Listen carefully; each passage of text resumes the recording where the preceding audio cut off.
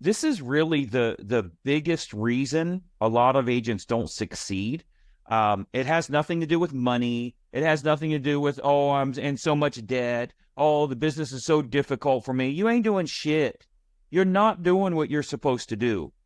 So I want to talk about that today because they use a lot of excuses to cover up what their real issue is, which is, I'm kind of scared. Right now, I know this won't apply for our top producers that are out there crushing it right now, but everybody's been through that because every top producer first struggled to go on their first appointment or first struggled to get 3 or 4 listings in a month. And then you start to get better and that confidence comes. We'll talk a little bit about that. I got bad news for you. Confidence can only come from success. It can't come from you preparing. It can't come from you being on classes. It can't come from me giving you handouts and scripts and dialogues. Confidence is only going to come from you actually having success. So what happens is they use a lot of excuses. So things like lack of cash, blaming the brokerage that they're with. Oh, I need to be with a bigger brokerage, one that gives me more attention, one that's got more training, one that provides leads for us, one that has a broker that's actually available for it. They'll find all of this shit. They believe they need to be on a team. They think maybe they're in the wrong area. Well, in my area, this is how it works. I need to be in a bigger city. I need to be in a smaller city. They'll find all of these different reasons. They think they need to have more experience. That's a big one that we hear a lot, right? Well, I don't really have the experience. So I know when they ask me, when was the last time you asked your doctor if he'd ever done the surgery before? I promise you he did the first one, first time he or she ever did it. And the patient had no idea it was the first time they ever did it. No idea, because they probably wouldn't have agreed to it. But what if the doctor was like, oh, I don't want to do that surgery because what if they ask me if I've ever done this surgery before? You got to get over yourself with that stuff. They think the competition is beating them. That's a big one that I hear a lot, and it's one that I had listed here today. I'll hear agents say, well, the competition's so tough in my area. There's 9,354 agents in my MLS. Well, unfortunately, a lot of them do what you do.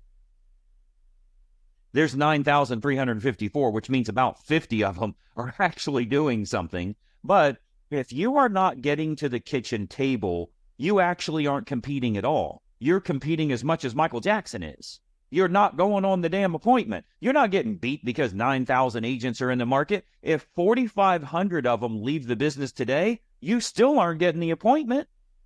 It's not going to happen. So it's not the competition that's standing in the way. It's probably you. I'm going to kind of walk you through that today because I want to help you. I want every single agent on this call to start doing better with where they are in their marketplace. But I'm telling you, even someone that sells a lot of houses, all of a sudden you get a $5 million deal or a $10 million deal or whatever the case is, you're going to struggle because you got this mental mindset, this mental block that's standing in your way that somehow this is different. I got news for you. You'll use the exact same purchase contract. You'll use the exact same listing contract. You'll even use the same title company. But I want you to really kind of think through what you're doing right and what you're doing wrong when it comes to that mental mindset to have yourself ready for going on those appointments and not psyching yourself out from those things. Okay? So that's what we're going to cover here. And again, I'm just going to kind of go through each of these because the real problem is not the competition. The real problem is you're not competing. Okay. Like I can't say that because there's so many people playing basketball in the NBA that's the reason I'm not doing well. I'm not even trying. I couldn't even, can we play half court? Because I don't want to play full court. Like, there's no way I can. It's not the competition that's beating me. I'm not even on the field of play. So you need to do a lot more at a much higher level. And those of you that are taking notes on this, that's the first thing I want you to write down. You need to do a lot more at a much higher level. The biggest problem I hear from a lot of agents that are really, it's a failure to launch, right? You have a lot of adult children that have done that. They have a failure to launch. First thing you need to do, kick their ass out of the net or out of the nest Well, what if they don't fly? Then they're going to fall, and then they'll figure out how to fly. They better get up quick or they're going to get eaten by life. You have to be able to defend yourself. Mommy and daddy can't defend you forever. Well, the same is true in your business. If you have a failure to launch, you're not even trying. So it's not the competition that's beating you because you're not playing at all. You have to do a lot more at a much higher level. The biggest problem I always hear is fear of failure, right? Which that's not at all what it is. It's a fear of success is what you're facing. I don't know how you would even define a fear of failure, but it's not a fear of failure that's actually hurting you. You only fail if you don't try. I've told agents, like, they'll say, well, I don't want to call a FSBO. Well, why don't you want to call? Because they might tell me no. Well, if you don't call them, at least you have a guaranteed no. At least you're guaranteed that you're going to file bankruptcy. You are guaranteed to fail 100%. I thought you were afraid of failing. You told me you had a fear of failure. How the hell do you have a fear of failure, but you're not willing to do what it takes? That's like saying I have a fear of being fat, but I'm eating pasta. You might be bullshitting yourself. You don't have a fear of failure if you're not doing it. Like, I have a fear for when I was a younger adult and I had babies, I had kids at the house, a fear of not feeding them, right? I had a fear that I need to provide for them. So guess what I had to do? Go get a job. You know what I didn't do? Say, oh, well, I don't want to get a job because they might actually pay me more. What if they don't let me have the job?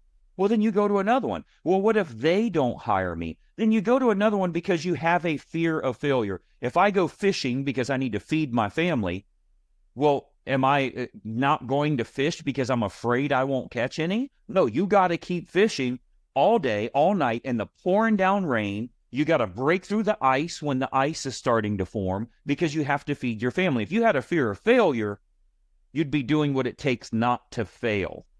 Because failure only comes from you not getting deals. There's only one way you can guarantee that you not get deals. That's guaranteed failure by not doing what you're supposed to do. So the big thing you need to understand today is winning. This is your next writer downer. Winning happens occasionally. Winning happens occasionally, and it's between lots of losses. This is true in baseball. This is true in football. This is true in business. This is true with racehorses. This is true in relationships. It sucks. It's true in marriage. Winning happens in between lots of losses. I mean, let's look at how often the professionals fail. Let's look at the best in the world. So what I want to cover here, let me see. I've got some notes. I've got some websites I wanted to show you guys. So if we look at the ultimate failures in the world, like the people that are the worst of the worst, I wanted to look up basketball players. Like, who was the worst freaking basketball player there ever was? Who missed more shots in the NBA than anybody in history? It's Kobe Bryant.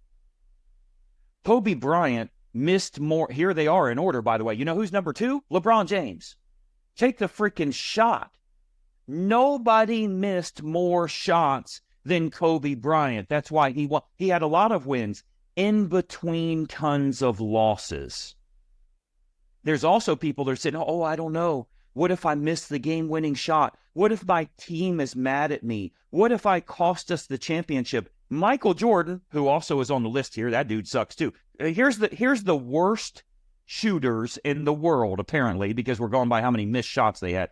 Here's some names you'll recognize. Kobe Bryant, LeBron James, Karl Malone, Dirk Nowitzki, Carmelo Anthony, Kareem Abdul-Jabbar, Michael Jordan, Dominique.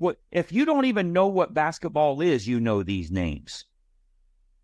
They missed more shots than anyone. You know why? Because they took more shots than anyone. Michael Jordan missed a whole lot of them. I don't know the number. I think he took 29 game-winning shots and he made 5. So he failed his team. He lost them the championship so many times, but he also won the championship many times. Well, Greg, that's basketball. That's not business. That's not any other sport. That's just that's an anomaly that's happening, right? Well, let's go over to baseball for a second. Let's talk about taking the shot. Let's talk about swinging at every pitch that you can. The most strikeouts that we've ever seen. You know who's got more strikeouts than anybody in history? Reggie Jackson. Look who's on this list. Sammy Sosa, Alex Rodriguez, Jose Canseco. If you don't know anything about baseball, you know these names. Hold on a minute. So Reggie Jackson and Jim Thorne, why in the hell are they yellow? What's that mean? Let's see, yellow. There's an asterisk. They're in the freaking Hall of Fame. That's what it means. The number one and number two most failures there have ever been are in the freaking Hall of Fame. That's what it means. The best there ever was by missing more shots than anybody else did. You know why? Because they swing the freaking bat. And that's how they win. I know if you go on 5 appointments, you're going to suck and you're going to make more money than somebody that goes on 0 appointments. I know that's the case.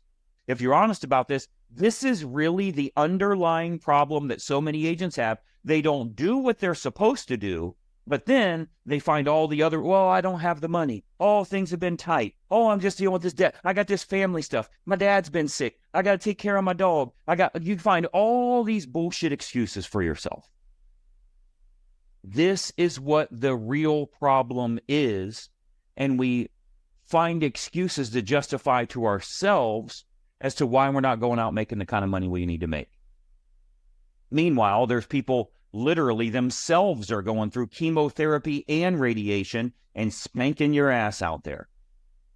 We have members right now that recently lost their parent in the last 2 weeks, have lost their parents, have sick children, had a death in the family, a family pet died, whatever, and they're still out there hustling. You know why? Because we got to operate at a higher level. We need more money. We have to step up. If the other incomes are gone, we have to step up. Oh, my husband hasn't been able to work. Okay, then you better get your ass together. That means you need to step up because he would do the same for you or vice versa. So it's time for you to step up and do what you need to do. But let me tell you, you have to lose a lot. That's part of it. You think the people we're talking about here, Reggie Jackson, Kobe Bryant, do you think that they went out on the field or on the court saying, oh, I really hope I don't miss? No. They know that sometimes they're going to get it and sometimes they don't. You know what you do? Do it again. You know what you don't do? Go sit on the freaking bench and do nothing and complain, and maybe you're washed up and dried up and this ain't for you and you should get another job. That's not what winners do. That's what losers do. Hey, it's Greg Luther, and listen, if you don't follow this channel, there's a good chance you're never going to see me again. I consistently put out regular content, and it's extremely helpful for real estate agents to grow their business. I want to keep you up to date on what's working so that you're in the know and you can take action accordingly. So be sure that you like and comment here, but most importantly, make sure you follow, share, and subscribe to our channel so that you don't miss out on anything. I'm here to help you in growing your business, and I'd love to do so. Follow right now.